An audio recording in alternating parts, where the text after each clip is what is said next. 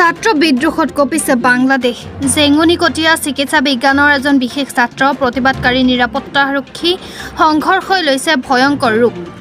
নিহত হৈছে বহুজন। ইয়াৰ মাজতে প্ৰাণ ৰক্ষা কৰি সুকলমে স্বগৃহত উপস্থিত হ'লহি শিৱসাগৰ জেঙুনিকটীয়াৰ চিকিৎসা বিজ্ঞানৰ এজন বিশেষ ছাত্ৰ। ভয়াৱহ সংঘৰ্ষৰ সাক্ষী শিৱসাগৰ জেঙুনিকটীয়াৰ ৰফিক আলী আৰু ইয়াছমিন বেগমৰ পুত্ৰ আব্বাছ আলী। বাংলাদেশৰ এখন চিকিৎসা মহাবিদ্যালয়ত অধ্যয়নৰত আব্বাছ আলীয়ে আন 13গৰাকী ভাৰতীয়ৰ সৈতে আত্মবী প্ৰাণ ৰক্ষা কৰি সুকলমে স্বদেশলৈ উভতি আহিবলৈ সক্ষম হৈছে। আব্বাছ থকা বাংলাদেশৰ হোষ্টেলটো হৈছিল আক্ৰমণ। বিমানবন্দৰলৈ গোপনে অহাৰ পথতো হৈছিল ভয়ানক আক্ৰমণ। ভাঙি দিয়া হৈছিল আব্বাছ আলীহঁতৰ উঠি অহা গাড়ী। চকুৰ সন্মুখতে বিদ্ৰোহীয়ে প্ৰাণ কাঢ়িছিল বহুজনৰ। স্বগৃহলৈ এই শিহৰণকাৰী বৰ্ণনা দিছে শিৱসাগৰৰ ছাত্ৰজনে। কেনেকৈ কত্মপী প্ৰাণ ৰক্ষা পৰিল আব্বাছৰ। শিৱসাগৰৰ পৰা ফাৰহান লস্কৰৰ ৰিপৰ্ট। পৰিস্থিতি খুবেই বেয়া, মানে কি ক'ম আপোনালোকক, ডেড বডি ৰাস্তাত পৰি থকা পৰিস্থিতি হৈছে। ইমান বেয়া পৰিস্থিতি দেখি আমি আহিছোঁ তাৰপৰা। পঢ়িবলৈ যিটো গৈছিলে আশা আছিল যথেষ্ট। হয়, বহুত আশা লৈ গৈছিল। মনত এতিয়াতো আমি যাবই লাগিব আকৌ, আমাৰ ডকুমেণ্টছ গোটেই অফিচিয়েলি ডকুমেণ্টছ চব ৰাখি থৈছে। আমি যি আশা লৈ গৈছিলোঁ আকৌ লৈ যাব লাগিব পুনৰ পিছত যেতিয়া ঠাণ্ডা হ'ব। তাত পূৰা ৰক্তাক্ত পৰিছিল ৰাজপথ, পূৰা ৰক্তাক্ত। আপুনি য'তে অলপ 2-1 মিটাৰ দূৰে দূৰে ডেড বডি দেখা পোৱা যাব, এনেকুৱা পৰিস্থিতি হৈ আছে। কাৰণটো কি আছিলে? কি ইছ্যুক লৈ তাত কিবা ৰিজাৰ্ভেশ্যনৰ লৈ সিহঁতি লাগি আছে, ইমান প্ৰপাৰলি মই সেইটো নাজানিম। লিডটো কোনে লৈছে? লিডটো ইউথে লৈ আছে। ইউথ বুলি চবেই কৰি থকা লিখা হৈছে, আমি ইমানো নাজানিম সেইটো।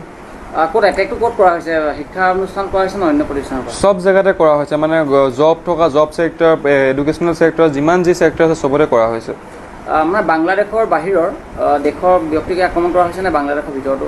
কোনো বাংলাদেশী, ইণ্ডিয়ান, ফৰেনাৰ বুলি কোনো নাই। যাকে পাইছে তাকে মাৰিছে, এনেকুৱা হৈছে। ইনষ্টিটিউটৰ ভিতৰত যাকে পাইছে তাকে মাৰিছে। কিমান দিনৰ পৰা চলি আছে এইটো? এইটো আমি গম পোৱা মতে 3 দিনমান হৈছিলে। তেনেকুৱাত আমি পলাইছোঁ তেতিয়া। 3 দিনতে ভয়ংকৰ কৰিছে।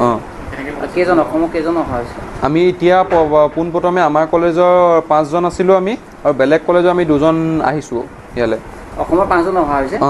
হাতলৈ 7জন, আমাৰ কলেজৰ 5জন আৰু বেলেগ কলেজৰ 2জন। কেনেকৈ অহা হ'ল ইমান ভয়ংকৰ পৰিস্থিতি? ভয়ংকৰ পৰিস্থিতিত আমি যেতিয়া টিকেট কাটিলোঁ, টিকেট কটাৰ পিছততো আমি হোষ্টেলৰ পৰা ওলাবলৈ আমাৰ ভয় লাগিছে।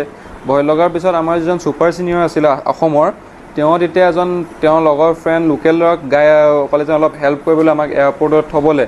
তেতিয়া তেওঁলোকৰ প্ৰাইভেট নাৰ্ছিং ৰুম আছিলে। তেওঁ তেতিয়া এখন এম্বুলেঞ্চ দি আমাৰ 15জন ইণ্ডিয়ানক এম্বুলেঞ্চখনত লৈ আহি সেই নাৰ্ছিং ৰুমখনত আমাক এৰাতি ৰাখিলে। এৰাতি ৰখাৰ পিছত আকৌ তাৰ পিছদিনাখন খোৱা বোৱা তেওঁ দিছে। আকৌ পিছদিনাখন ৰাতিপুৱা 3টা বজাত সেইখন এম্বুলেঞ্চতে আমি 15জন ইণ্ডিয়ান এয়াৰপৰ্টলৈ বুলি ওলাই আহিছিলোঁ। এয়াৰপৰ্টলৈ বুলি ওলাই আহোঁতে আমাক তেতিয়া সংগঠনে পালে। সংগঠনলৈ পাই আমাৰ যিজন ড্ৰাইভাৰ আছিলে, ড্ৰাইভাৰজনক মাৰি পূৰা ৰক্তাক্ত এনেকুৱা কৰি দিলে। তাৰপিছত আমাৰ গাড়ীখনো ভাঙি দিলে। আমাৰ গাড়ীখন জ্বলাই দিব লৈছিলে।